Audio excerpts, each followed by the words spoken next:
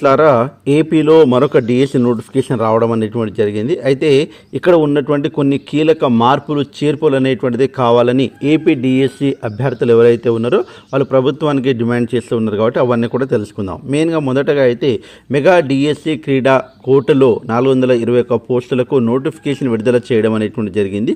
అయితే ఇక్కడ 421 పోస్టులు కేటాయిస్తున్నట్లు క్రీడా శాఖ మంత్రి మండిపల్లి రాంప్రసాద్ గారు తెలపడం అనేటువంటి జరిగింది. గత 5 ఏళ్లలో క్రీడాకారులకు అన్యాయం జరిగింది. నిర్వీర్యమైన క్రీడారంగాన్ని అభివృద్ధి చేస్తాం. ప్రతిరోజు క్రీడాభివృద్ధికి సంబంధించి ఏదో ఒక కార్యక్రమాన్ని రాష్ట్రంలో నిర్వహిస్తున్నామని తెలిపారు. కాబట్టి ఇక్కడ మాట్లాడుతూ అవసరమైన చోట కోచ్లను పే అండ్ ప్లే విధానంలో తీసుకుంటామన్నారు. అయితే ఖాళీగా ఉన్న కోచ్ పోస్టులను కూడా త్వరలో భర్తీ చేస్తామని మే 1 నుంచి రాష్ట్ర వ్యాప్తంగా ఒక్కో జిల్లాకు 50 చొప్పున వేసవి శిబిరాలు ప్రారంభిస్తామని తెలిపారు.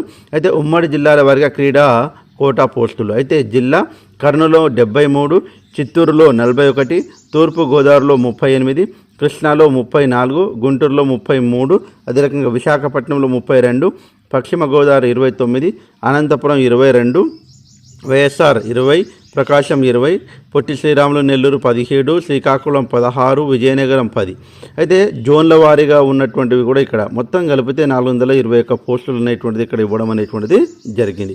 అయితే ఇక్కడ ఉన్నటువంటి దాంట్లో మెయిన్గా పాఠశాల యాజమాన్యాల వారీగా పోస్టులు. అయితే ఇక్కడ మెగా డిఎస్సిలో క్రీడా కోటలో 421 పోస్టుల్లో ఇవి ఓన్లీ తమ యొక్క క్రీడా ప్రతిభను గుర్తించి మాత్రమే అప్లై చేసుకోవాలి. అంటే అక్కడ క్రీడా అంటే ఏ రకంగా ఆడుతూ ఉన్నారు యాస్పిరెంట్స్ అనేటువంటి చూసి సెలెక్ట్ చేయడం అనేటువంటి జరుగుతుంది అనేటువంటిది చెప్పడం అనేటువంటి జరిగింది. కాబట్టి మెగా డిఎస్సికి సపరేట్గా 421 పోస్టులు అనేటువంటిది ఈ నెల లాస్ట్ వరకు మనం అప్లై చేసుకోవడానికి వాళ్ళు ఛాన్స్ అయితే ఇచ్చారు. కాబట్టి మెగా డిఎస్సిలో మనకు క్రీడా పోస్టులు చాలా తక్కువనే ఇవి అయినా సపరేట్గా నోటిఫికేషన్ ఇచ్చారు. కాబట్టి తప్పకుండా ఎవరైతే బీపీడీ చేసినటువంటి యాస్పిరెంట్స్ ఉన్నారో క్రీడా కోర్టులో ఎవరైతే స్టేట్ లెవెల్ నేషనల్ లెవెల్ ఆడినటువంటి యాస్పిరెంట్స్ ఉన్నారో వాళ్ళందరికీ కూడా ఒక మంచి ఛాన్స్ అని కూడా చెప్పుకోవచ్చు.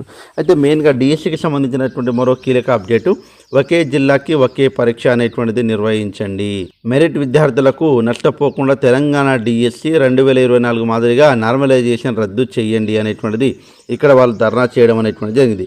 మెయిన్గా నార్మలైజేషన్ వలన విద్యార్థులకు నష్టపోతారా అంటే 100% నష్టపోతారు. అసలు డిస్టిక్ వారీగా ఒక జిల్లాకు ఒకే పేపర్ పెట్టడంలో నష్టమేమీ ఉండదు. అన్ని సెంటర్లు లేవా అంటే కొన్ని ఎక్కువ రోజులు పెట్టండి. ఇప్పుడు శ్రీకాకుళం జిల్లాకు సంబంధించినటువంటి పేపర్ శ్రీకాకుళం జిల్లాకు పెట్టండి. కర్నూలు జిల్లాకు సంబంధించినటువంటి క్వశ్చన్ పేపరు ఒకే పేపరు ఒక రోజు ఒకే సెషన్లో ఆ రోజు ఎగ్జామ్ పెట్టడానికి మీరు సెంటర్లు ఏర్పాటు చేసుకోండి, అక్కడ వేయండి. సరిపోకుంటే వీలైతే తప్పకుండా పక్కన ఉన్నటువంటి సరౌండింగ్లో ఉన్నటువంటి ఎగ్జామ్ సెంటర్లు కావాల్సినటువంటి వేరే స్టేట్లో ఉన్నటువంటివి కూడా కొన్ని వినియోగించుకోవడానికి ప్రయత్నం చేయాలి. కానీ నార్మలైజేషన్ వలన చాలా నష్టపోతాం. ఎందుకంటే ఒక్కోసారి ఎక్కువ మార్కులు వచ్చినా కానీ నార్మలైజేషన్ చేయడం ద్వారా ఒక 4 నుంచి 5 మార్కులు అనేటువంటి తగ్గడానికి అవకాశం ఉంది.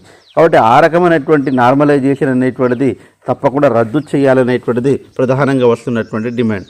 ఇప్పటికే చాలా తక్కువ సమయం అనేటువంటిది ఉంది, టైం అనేటువంటిది చాలా తక్కువ ఉంది. మళ్ళీ ధర్నాలు అవన్నీ చేస్తే చాలా నష్టపోతామని అభ్యర్థుల్లో ఉంది.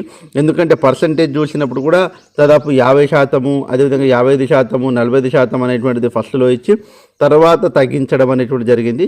బట్ ఇలా టైం వేస్ట్ కాకుండా పకడ్బందీగా అభ్యర్థుల నుంచి డిమాండ్ వస్తే కానీ పరిశీలించరా అనేటువంటి కాన్సెప్ట్ అయిపోయింది. కాబట్టి తప్పకుండా అయితే నార్మలైజేషన్ రద్దు చేయాలి, ఒక జిల్లాకు ఒకే పరీక్ష అనేటువంటిది నిర్వహించాలి అనేటువంటిది. ఇచ్చిన సమయానికి అదనంగా మరో 45 రోజులు అనేటువంటిది ఇవ్వాలి.